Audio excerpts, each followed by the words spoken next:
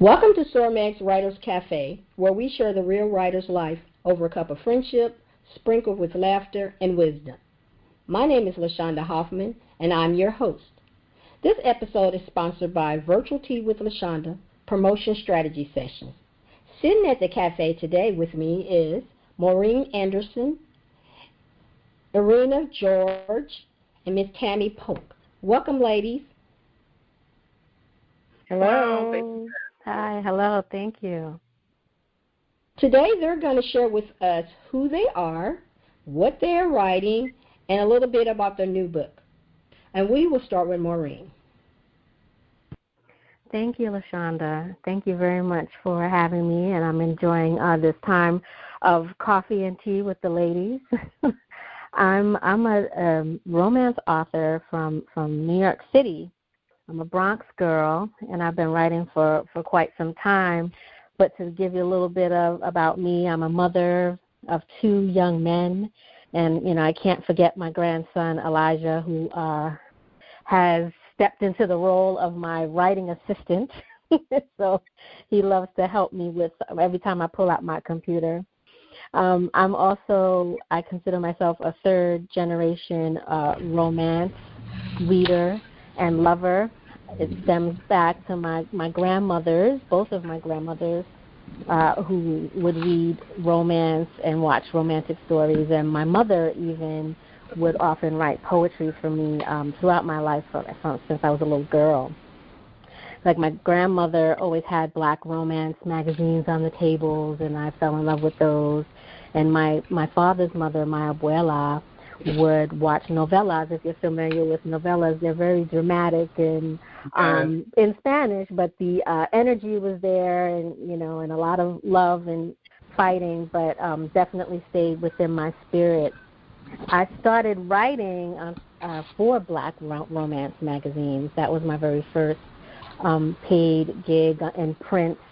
And unfortunately, my grandmother wasn't around to get to see that, but I do, keep her in mind always when I think about where I started. I also was one of 18 authors in Donna Hill's anthology On the Line under the name of Maureen Blaine at that time. So my passions, I have some passions, is following my family genealogy, sitting home right now, well, a little bit of extra time. I get a chance to trace my family genealogy. So right now, my debut novel came out this year, 2020. It was released, November Rain, or you can find it on Amazon as November Rain, the series. And it's just a story about a couple, Tori and Antonio, who get back together after 15 years. Antonio had disappeared back in high school, and Tori's heart was broken, and then fate intervenes and brings them back together. So it's kind of like, them trying to deal with their everyday lives, where they are now as adults as opposed to who they were as high school students, and can they still have love or find love in the midst of all of that. So, it's a story of second chances and forgiveness and the importance of family in the mix of all of that. So I'd like to read an excerpt of November Rain for you. Tori emerged from the depths of the tortured subway system. Cool air escaped from a deli near the subway steps. She halted as the coolness wrapped around her, seduced her. Tori continued. She feared if she stopped much longer, she may chicken out, or if she waited too long, Marcus might change his mind. A block away from Marcus's studio, Tori spotted what looked like the Escalade from the previous night. Not many New Yorkers drove around with a Boston Red Sox banner in their rear window. It parked in front of November Rain. She needed the license plate number. Cliff could have it traced. Tori crossed against the light. Her heart skipped a beat with every angry honk. The champagne-colored door eased open, and the driver jumped from the Escalade. Tori trembled. Long, dark hair covered his face. He brushed it aside, and she caught a glimpse of his profile before he strolled into the restaurant. "Get out of the way, lady," an impatient driver's hand glued to the horn. Tori didn't realize she'd stopped in the middle of the street when she caught sight of her stalker. He had to be at least 6'1", maybe 6'2". His T-shirt and jeans hugged his strong, rugged structure. She shook off her sudden awareness of her pounding heartbeat and rushed past the cars that granted her a path to her mystery man. Tori seethed with a combination of mounting rage and curiosity. She bolted through the doors. The hostess approached her. "Can I help you, miss?" Tori nudged past her and advanced toward the man. "Do I know you?" The stranger spun around, her eyes connected with his. She glanced away from his deep, dark eyes and gazed upon his smooth caramel skin and the chiseled physique that his attire failed to disguise. A gamut of emotions surged through her the instant she recognized him. Tori's initial impulse was to check every inch of him again to make sure he was okay, but he didn't deserve her mercy. Besides, she could tell he was fine, just hiding in the shadow for the last 15 years. Thank you.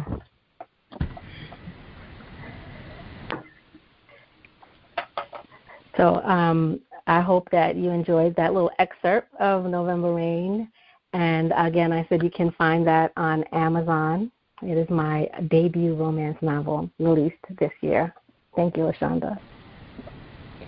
Can you tell us what inspired this story? Sure. It was definitely inspired, I'm going to say, from just high school reunions. I recently, at the time that I started this, the idea of this story came into mind. I was going to a lot of my high school reunions and remembered how special it was when we were in high school, and when we got back together again, you know, it was like we were never apart. And then, you know, you would also see a little bit of romances sneak up in there. So I was like, you know, I might write about this. Not about anyone in particular, but, you know, and then other things, like I said, that were peppered throughout my life, you know, from my grandmother and my mother. I'm sorry. I was just saying I reconnected with my husband at my high school reunion. So. Yeah, that's actually, my husband, we met at a high school reunion also. So but I started writing this before that. Before I had even met him at a reunion, this was already in the works. Oh, wow. It was predestiny. Yeah. Thank you. Ereena, you ready? I am. Let me know when you want me to start. You can start right now. Thank you. All right, so I am Ereena George. I'm a child advocate, certified life and CBT coach, parent educator, and what I like to call a serial entrepreneur. If you know me, you know that I am always doing something new. I am always starting another business or getting into something that's going to create some generational wealth for my children now and in the future. I am a mother of two, a girl and a boy, and I am married to my husband this year. It'll be 13 years. I've always had a love for writing from a very, very young age, thanks to my paternal grandmother. I was a very bored child, so anytime I would tell her that I was bored, she would always tell me to go read a book. And so I would go read a book. And that just carried throughout my teenage years, even after my grandmother passed away. In my teenage years and in my early 20s, I would write.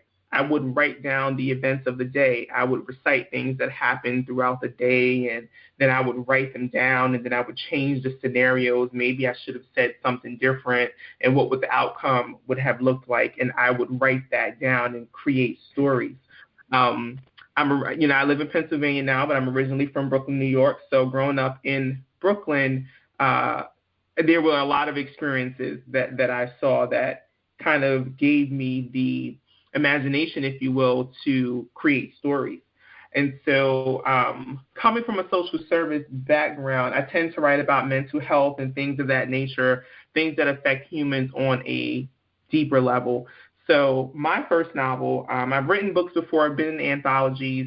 I am a four-time best-selling Amazon author, but this is my first novel that I released this year in March, and it's called What You Took From Me. And basically, the book is focusing on male abandonment. And when I say that, people are always like, well, what do you mean? Oh, my father abandoned me. And, they think that I'm discussing when men abandon children or when men abandon women and things like that. But this book is focused on a man being abandoned by his mother. And due to that abandonment, what did that create in his life? And how does that make his relationships with women look? So I'm just going to go ahead and read a little bit from the book for you guys. So, but you abandoned us when we got there, living like you weren't there, John Roy said. You were always too busy, spending less time with us. I said to myself that it was your life and I had to get used to it, but I never did. You brought those men over to your room while me and Stephanie were in the living room. His mother says, are you serious? She raised her eyes. Chester found himself a tourist and followed her to Canada, yet you blame me for deserting you? You think I asked for this, John Roy? You think it was fair for me? No, it was not, but I did my best. Chester moved on and no one demanded shit from him. You want to blame someone, blame him and get out of your feelings. Man up. At least you're doing better and taking care of your wife. At least you find yourself home every night. But mark my words, you need to clean up yourself because a woman like that you have, listen, if I had the looks, the education, and the talent your wife has, I would look at my options and compare you to what is there. I had to do what I could to get my green card and citizenship. You never thanked me for it. That is a gift I gave to you. So many people here wishing for that. But you get it upon a silver platter and skin up your teeth like I never did shit. Ridiculous. Shauna is nothing like you, and that is why I chose her, John Roy snapped. You chose her? She laughed. You smoke and drink and stay home and never keep your hair neat. You don't take life serious. You had some interesting women in your life. Tiffany ended up with an executive. Lois ended up with a professional athlete. Maria, with her uppity, didn't think she was black because she's Dominican self, was with you for 2 months, and then she left you for that police officer. It's like you so settled, and they all want better, and you can't give them that. And that old one? Shaniqua, he corrected her. Whatever, she old self. Daphne rolled her eyes. You stayed with her because you had issues with me. She feed you, she clothe you, she house you, give you ting pun tings you wish I could have given you. She was a motherfucker. And I say that because you were fucking her and trying to find a mother in her at the same time. You were so foolish to let that go. And so that's just a small excerpt from the book. And this is a part of the book where John Roy, who is the main character, is finally having the conversation with his mother that he should have had years ago, so that some of the relationships and the experiences that he had with women would have turned out very different, and the experience that he's currently having with his wife would be better. Ooh, that was a deep excerpt there. Why did you choose this topic? So, like I said, I have a mental health background, and I love relationships. So this is something that I've experienced, and I don't know if you heard from the language, but I am of Caribbean background. I'm Afro-Latina. So I grew up in a Spanish household, but then my dad's family was from Jamaica. So I kind of have both ends of the spectrum when it comes to being a Caribbean person. But I chose the topic because, number one, we always talk about women, and we always have conversations about what happens to women when their dads are not there, what happens to women. And we really don't have the conversation about what happens to men and how abandonment at a young age from their mother can have the same effect on men that it has on women. They grow up, they don't know how to be in relation with women, they fall in and out of relationships, they're not used to communicating, and so It's something that I experienced in my own life. And being just a very observant person, kind of studying the human, I just thought it was a great, great topic to focus on because, as we all know, a mother makes her son. And if a mother is not attentive to her son, if she's not paying attention to him and she abandons him, that is who he becomes.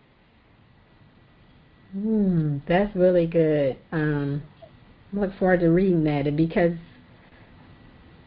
I'm learning as I grow older that the relationships that you have with your parents make a big difference in your future. And I think that a lot of people don't think about that. I'm all right, I don't need a daddy, or I'm all right, I don't need a mama. But those people put so much into your characters. It helps build your characters that you don't think about that. So yes, this sounds like a really good book. Absolutely, you're absolutely correct, and that goes all back to childhood trauma. I'm a huge advocate for that. I talk about childhood trauma all of the time because when you are young, that is what shapes you. And a lot of people just become adults and they grow up, but they weren't raised.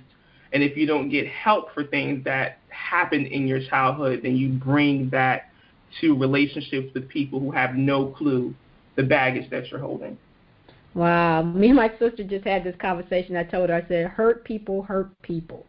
And it's just a vicious cycle because most hurt people don't realize they need help or they don't want to get the help. And they just continue to hurt people, and then they always blaming you when it's really them. So, yeah, good topic. Very good topic. Miss Tammie, you ready? I am. My name is Tammie Polk, and I bring you greetings from the home of Elvis, the Grizzlies, and Barbecue, Memphis, Tennessee.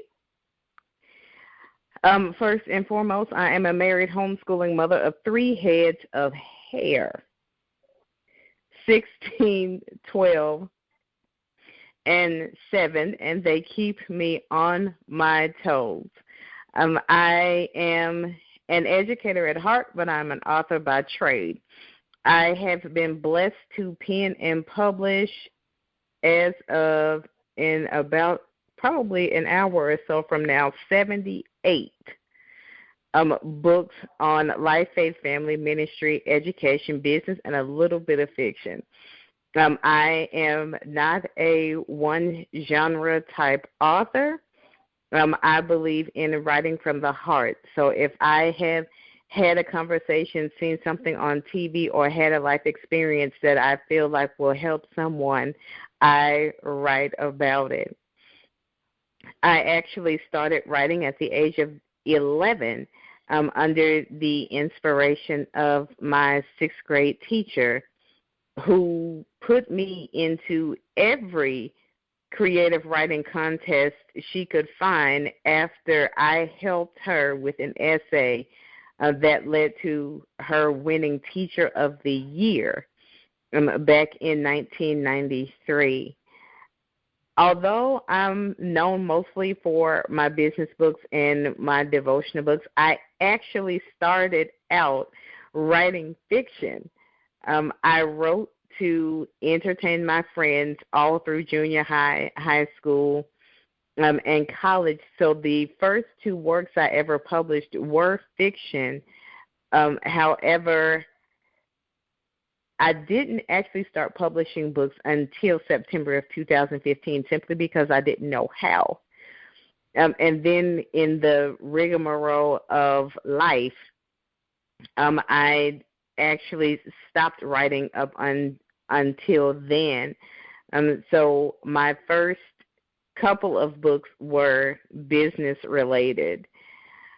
And what I want to read for you today is an excerpt from my book, Inspire, Encourage, Uplift, and Equip, 6 things that all of us need to master.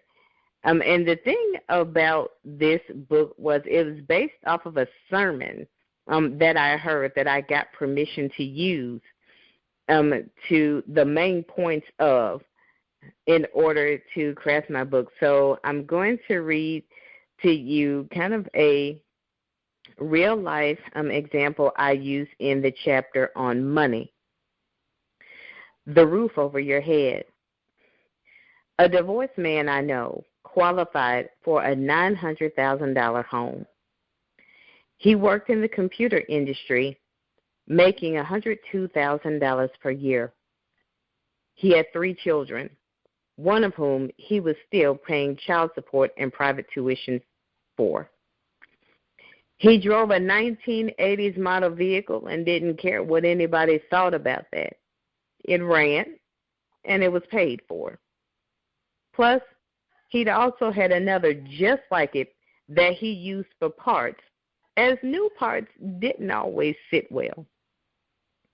When the bank told him that he qualified for that much money, he refused it, stating that he didn't want that kind of mortgage payment. When asked how much he wanted to take, the loan officer couldn't believe that a man would only want $50,000 to purchase a home. But armed with that $50,000, the man and his daughter set out to find a home. He ended up finding a home that was for sale by an owner and less than $50,000.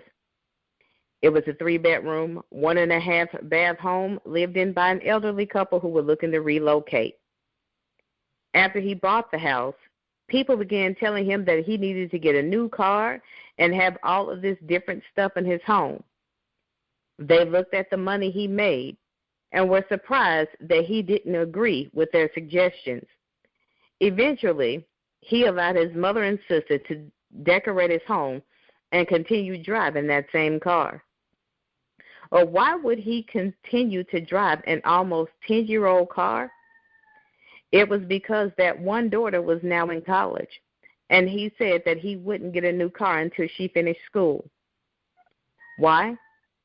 It was because she attended a $40,000 per year private institution, most of which came from her living on campus.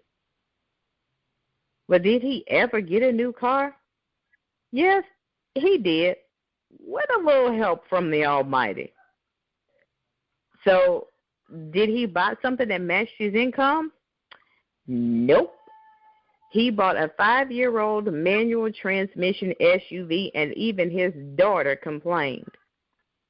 When she asked what the difference was between the manual and the automatic, he told her that there was a $5,000 price difference, silencing her. No matter what people told him, the man was determined to live within his means. He wasn't one to dress flashy either. If he wore something brand new, it attracted attention, which he didn't like. His attire was basic: a few suits, an army of dress shirts, and a particular brand and style of dress shoe. Jeans, T-shirts, sneakers, that's it. And even those weren't designer. The only reason the man owned a pair of Nikes was that his best friend of over 20 years worked for the Nike outlet store and would bring him things he bought from the rejection piles. Why would I tell such a story?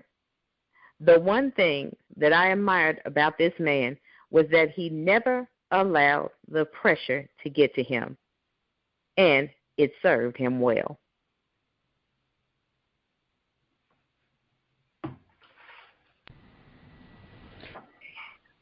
We all need to listen to him because the pressure sometimes make us do stupid things.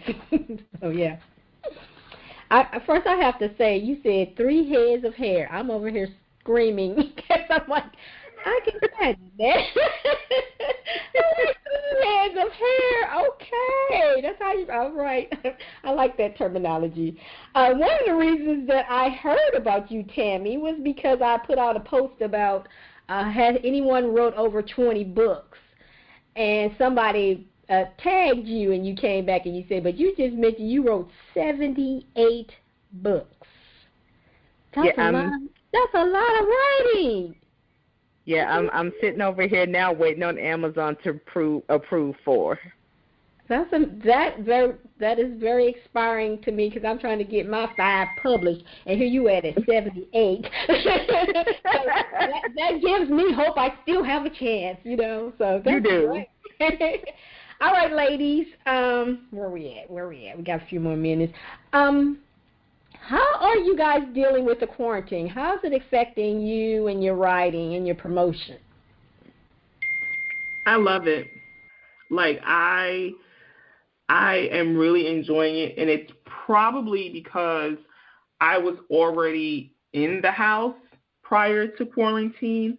I run my own businesses, so I was doing that from home anyway, and I had done my own self-imposed quarantine back in November, not even knowing that this was coming. I just kind of needed a break from everything that I was doing. And so when this happened, I was just like, oh, okay, maybe I need a longer break. The only difference for me is that my kids are home and my husband is home, which I'm not used to. I'm used to being home by myself during the day. But we've adjusted well, and I'm really enjoying it. I'm working on my second novel. I'm actually looking at, some investments and, just building my businesses. So it's been great for me. That's good. I've noticed that the people who are already at home adjust very well.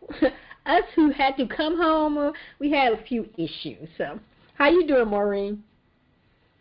Yeah, I'm doing really well. I'm like that was Ereena. Mm-hmm. Did I get the name? Okay. I work from home also, so I'm from home a lot before this. But now I'm really sitting still. So what's great is I've had a chance to really focus on building my website and building out the rest of my business. I've just started my wedding tips blog that I've been trying to do for a while. So this gave me a chance to just focus on that. And again, I'm also working on the second novel, because November Rain is a series. So I'm working on the second book there. And so it's a struggle, it's a challenge, when you look at social media and listen to the news.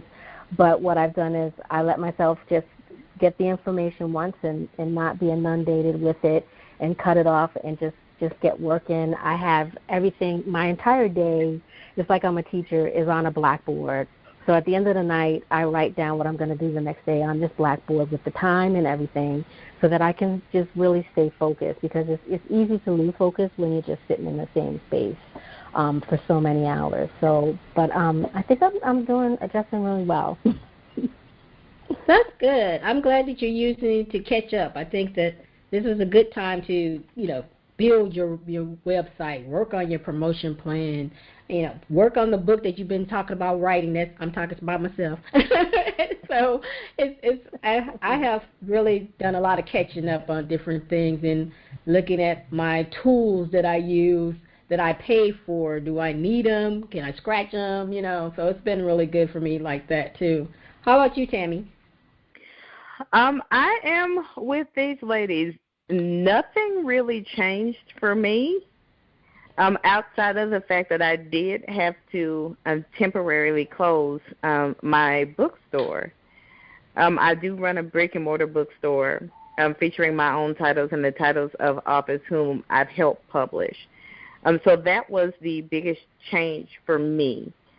As I stated before, I'm a homeschool parent, have been since 2008, so there was no change there.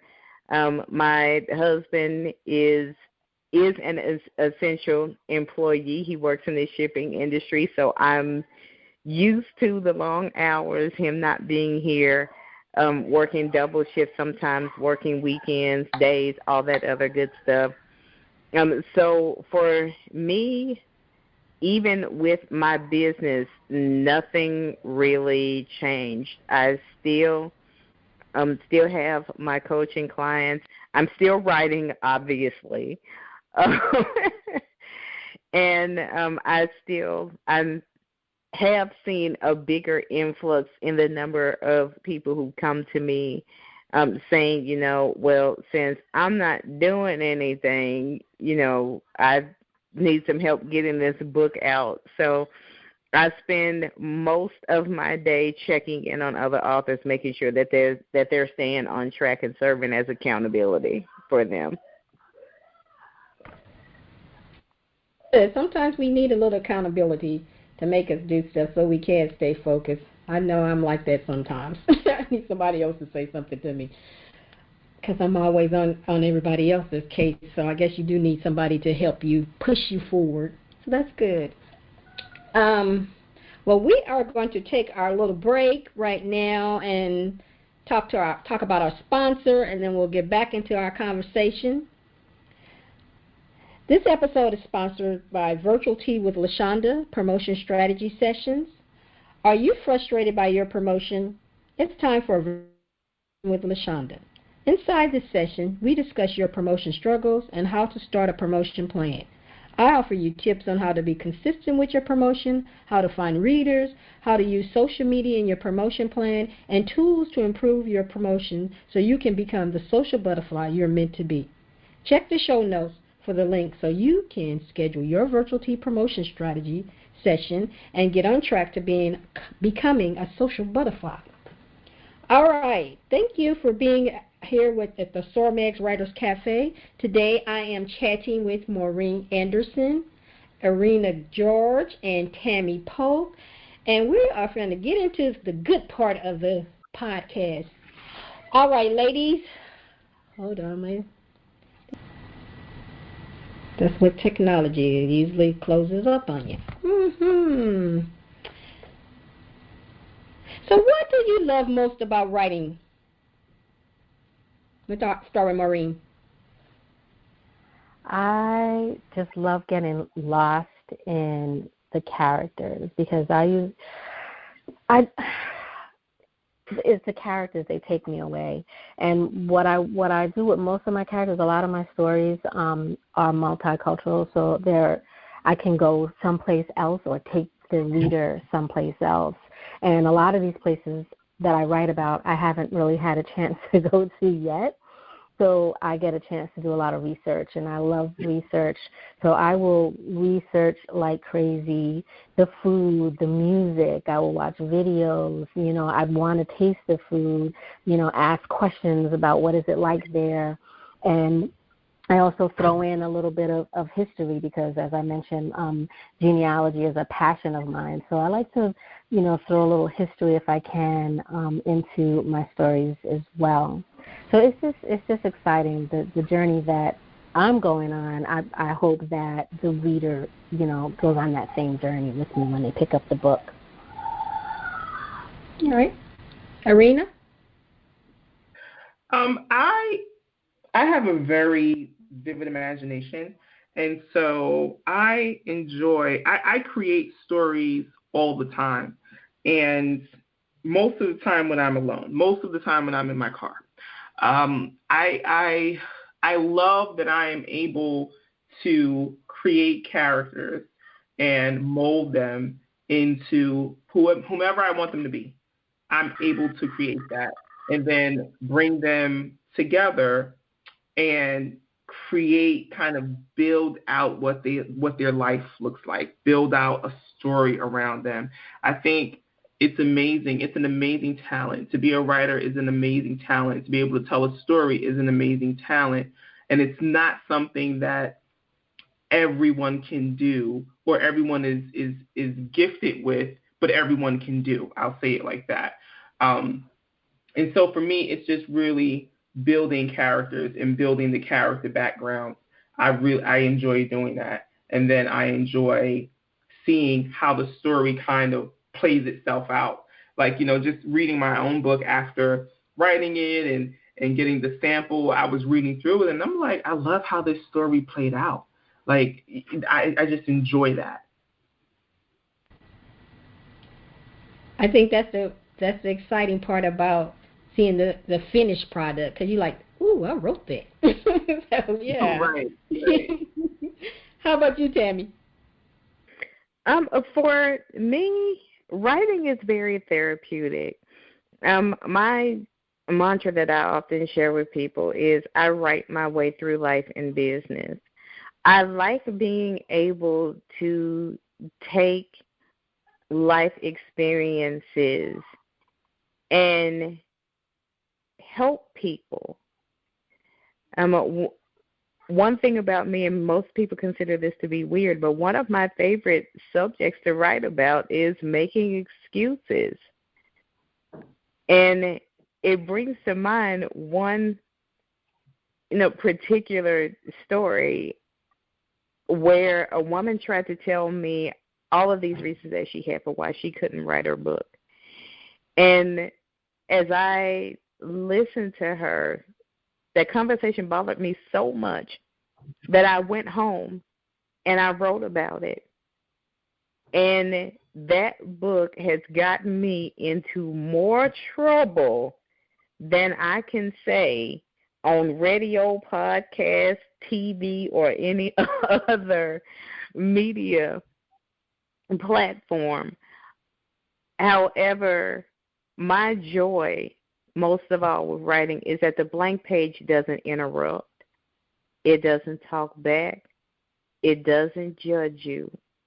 It's always there, and it's strong enough to even hold your tears. Oh, I like that.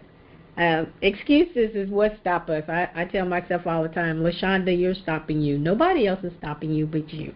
So that is so true. Excuses. What do you know now that you wish you known at the beginning of your writing, publishing journey? How to publish a book. I kid you not. I wrote my first book in 2015, and it was a story that I had been carrying with me since high school. And I went to an event in Atlanta, and I was so motivated when I came back from the event. I'm like, I'm going to write this book. And I wrote the book in like 7 days at work, at my desk, just actually writing, not typing, writing the book. And I typed the book out. It was a very short book, a real short, but it was a true story. It was a story of something that happened to me that changed my life in high school. And I wrote out the book, didn't really know anything about publishing, self-publishing, nothing, but I knew that there was Amazon, and Amazon had some type of program where you can put your book up there. And so I just put the book on Amazon, and that was it. I never promoted it, never marketed the book. I really didn't have the foresight, or the information to kind of go to say, okay, this is how you market the book. This is how you get people interested, get on podcasts and things like that. I knew none of that. And that was just 5 short years ago. So that's something that I really wish I did, because I know that book, although a very short read, was really, really influential and can actually change a lot of lives. And so I wish that I knew really how to market and publish back then. I think that you were courageous to put it out there, period. Because most people don't do that. I got a couple of them in the closet, so I'm most people. But, I know how to put this stuff on Amazon, and I still freak out about it. So I think that you should commend yourself that you put it out there. You put it out there for the world to see. You didn't know how the world was going to react, and you didn't bring the world over there. So you just assumed that Amazon was going to tell people that the book was on there. So yes, that's exactly what I assumed. Mm-hmm. I met a couple of people like that. They said, "Oh, Amazon promoted for me," and I'm like, "You haven't done research, have you?" But you know what? It didn't stop you. You didn't use that excuse, as Tammie was saying. You put it out there. So that's inspiring to people. Hopefully, to people who like me, sitting here going, "Well, when I'm gonna do it?" Because. And then you have to go out and learn it. That's the whole thing about the business. You learn from your mistakes. You didn't say, okay, well, that sucked, I'm not doing this anymore. You like, what's the next one? What I got to do? So that was good. I think that was pretty good. Right, and I do think about that. Like I kind of went into it cold and blind, but that's kind of my personality. I take leaps, And I'm not an excuse person. I honestly think excuses are for the weak. And I tell my children that all of the time. Either you're going to do it or you're not.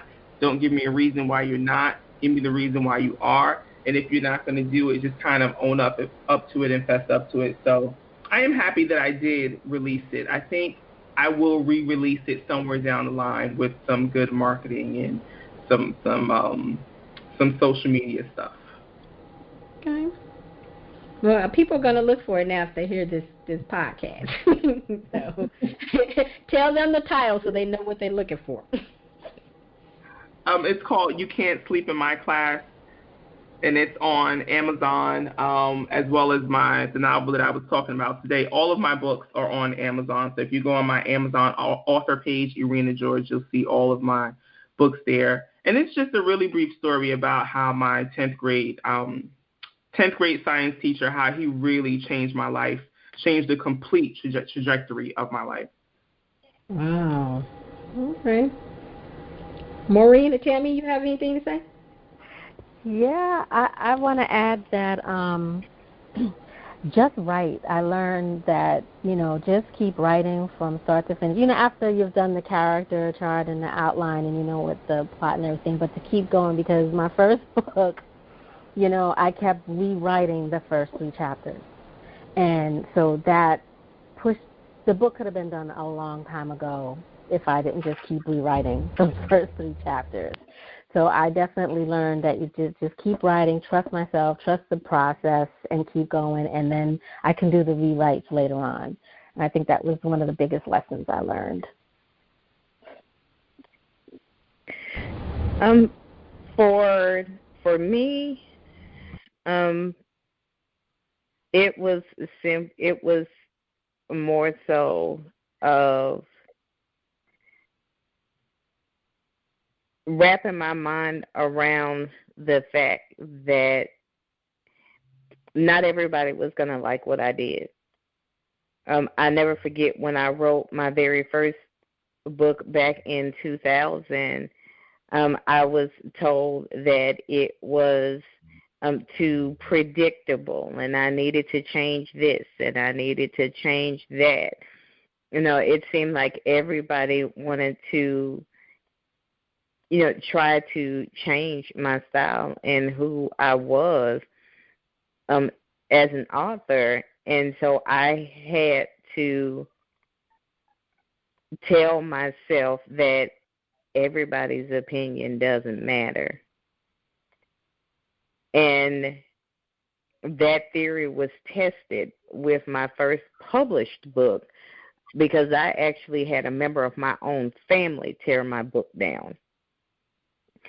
And instead of me getting angry and lashing out at this person, that thought hit me, Tammie, not everybody's going to like what you wrote. But that doesn't mean that there's anything wrong with it. So that anger turned into, you know what, this is somebody who's outside of my target market for this book. So they gave their opinion. It's not going to change anything. I'm moving forward. That right there is such a hard lesson for authors to learn, because I hear all the time, my book is for everyone. And it's not. And so when you reach that person that is not for, most times that's who you reach first. They try to shred it. They try to destroy it. They send out scathing reviews, when actually that book wasn't for them. That wasn't the genre they liked, or that wasn't the topic they wanted to read about. And so instead of just saying, hey, this book wasn't for me, they decide that they're going to criticize the book, tear it down. And so I always tell my clients to find that audience who's looking for what you offer, because your book isn't for everyone, and you have to find the target audience. And when you find the target audience, you get the positive feedback. And sometimes you might get a little criticism too, because they know what they like, but that is your audience, and that's what pushes you forward to do more books, because you found the people who want to read what you write. So talking about your audience, how do you make your book stand out in the crowd?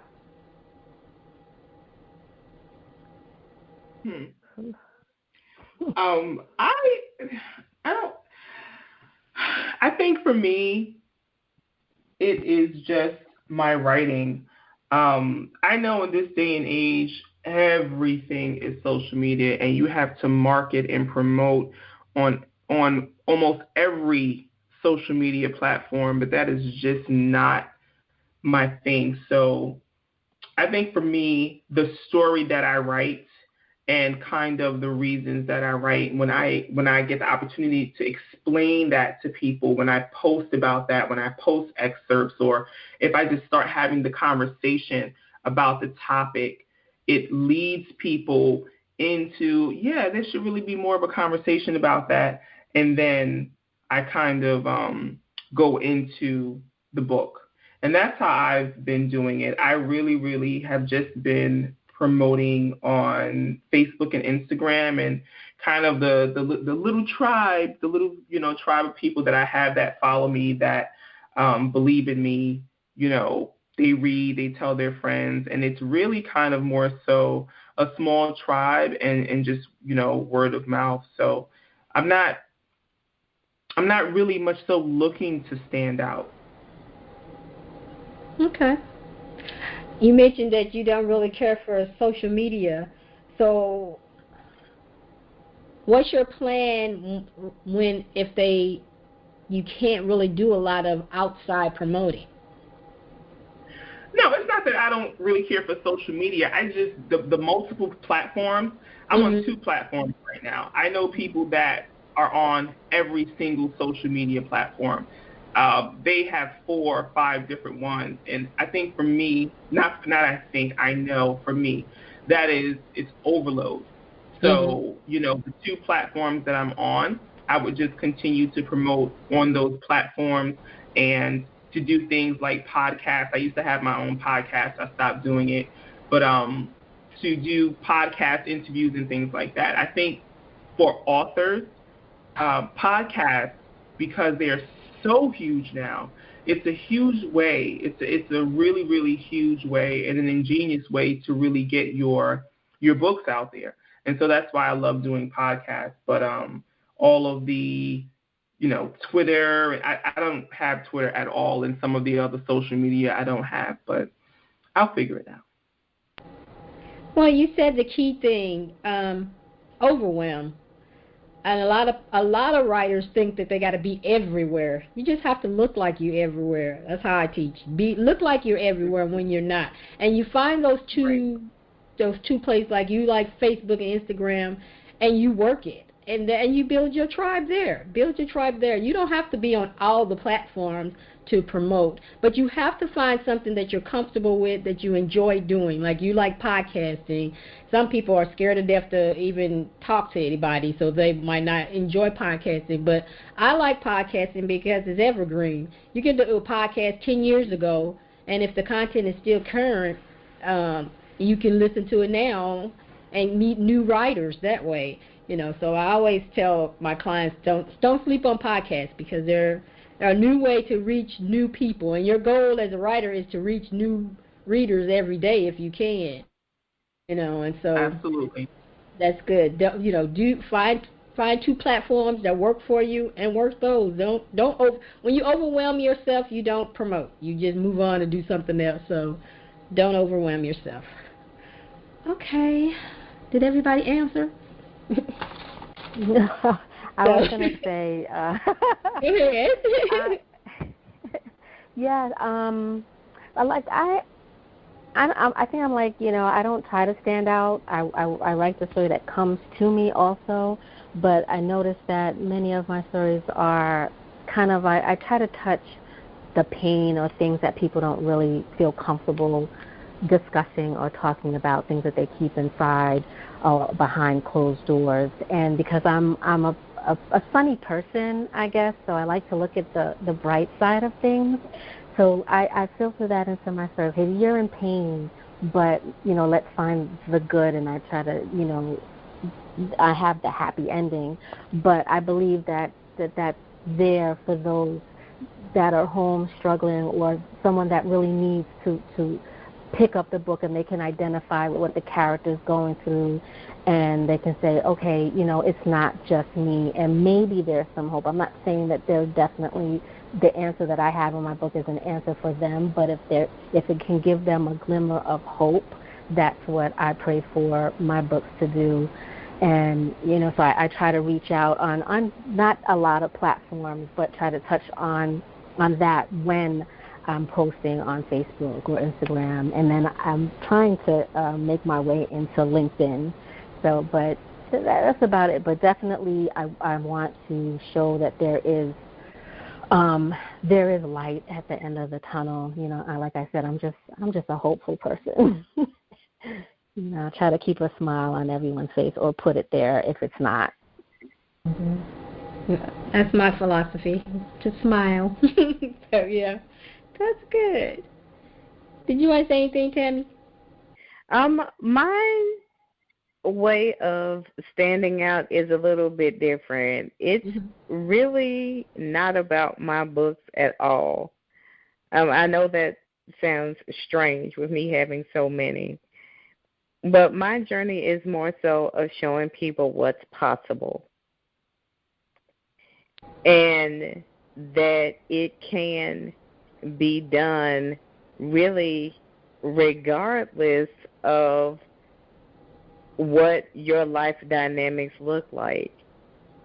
And it's funny because I was vending at an event once, and one of the hosts of the event walked up to me, and when he saw my bio and me talking about how many books I'd done, he looks at me and he says, "You have got to be single with no kids and have no life." Wow. And I said, actually, I'm a married homeschooling mother of 3 girls with a husband who works for one of the big 3 shipping companies in the English-speaking world. And I'm also a virtual assistant and a substitute teacher. And he laughed, shook his head, and walked away. So my journey is more so of, as I mentioned, showing people what's possible.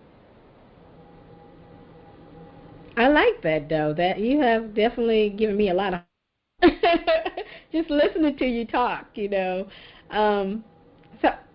we're gonna piggyback right on that then, because I wanted you all to offer some advice to someone whose book is releasing during this time. A lot of people think that this is the worst time in the world for a book to release.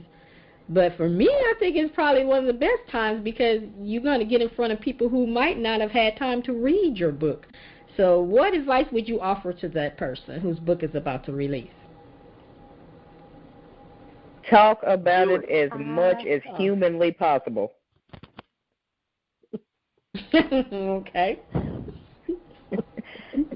Yeah. And do it. Just do it. Don't be afraid. This time is great. Don't feel bad about it. Don't feel guilty. Put your book out there unapologetically. You have a story to tell, and there's someone that wants to hear it. I love that. Right. Yeah.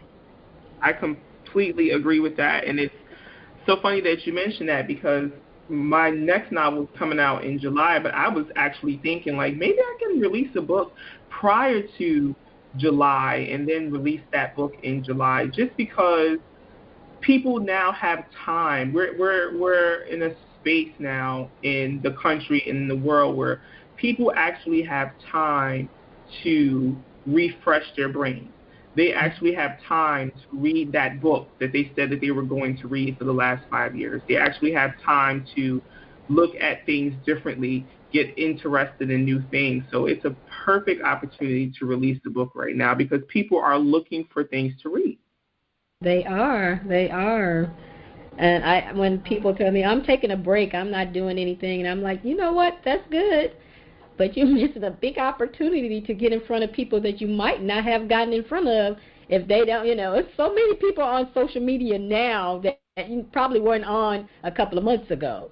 So if you're like, I don't have anywhere to promote, I can't go anywhere, I canceled all my events. What else are you doing? Sitting on the couch, moaning, groaning, that nobody's buying your books. Well, have you told them that you have books? I have one of my mentees, she's doing all kind of different things on social media. She came out of her cocoon doing different things on social media, and her book made number 2. Her first book of 7 books made number 2 on the best-selling list because she stepped out of her comfort zone and started doing promotion on social media. She could have stayed at home and, did nothing while we wait on this to end. But instead, she chose to promote her books, and it was a good outcome from it. So, even if you promote once a day, that's going to get in front of somebody who hasn't seen it. So I think that right now is probably one of the best times to release a book because you're going to get in front of a lot of eyes that might have missed it if they were busy doing what they usually do during this time frame. So I would say, get your plan together, work your plan, and see what happens. All right. Thanks. All right, ladies, can you tell us how we can get in touch with you, online, offline? We'll start with Maureen. Oh, yes. You can find me on social media at MA Writer Life. That's on Facebook and on Instagram. You can also follow me on my website, which is www.coffeeandpencils.com. Do we have to say W's anymore? But coffeeandpencils.com, just the way it's spelled. And I look forward to seeing you all. Ereena? I love that, Coffee and Pencils, by the way. I really like that. I am Ereena George on all platforms, so on Facebook and Instagram at Ereena George. My Amazon author page at Ereena George, where you can find all of the books that I've written or I've been a part of. I'm also on LinkedIn at Ereena George as well, and you can purchase my books on Amazon. If you would like a signed copy of the book, you can email me directly at Ereena George. That's EREENAGEORGE, the number 1 at gmail.com. Ms. Tammie?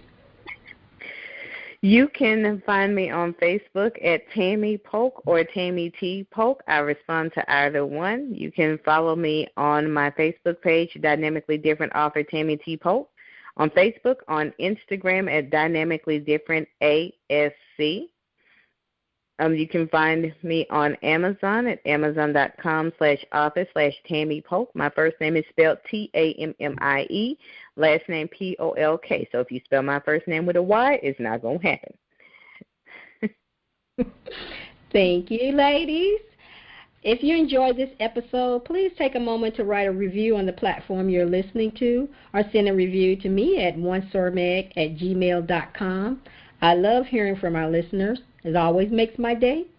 Would you like to be a guest on SORMAG's Writers Cafe? Send an email to onesormag@gmail.com. I would like to thank our sponsor for this episode, Virtual Tea with LaShaunda, Promotion Strategy Sessions. Check the link in the show notes to schedule your virtual tea. Would you like to be a sponsor?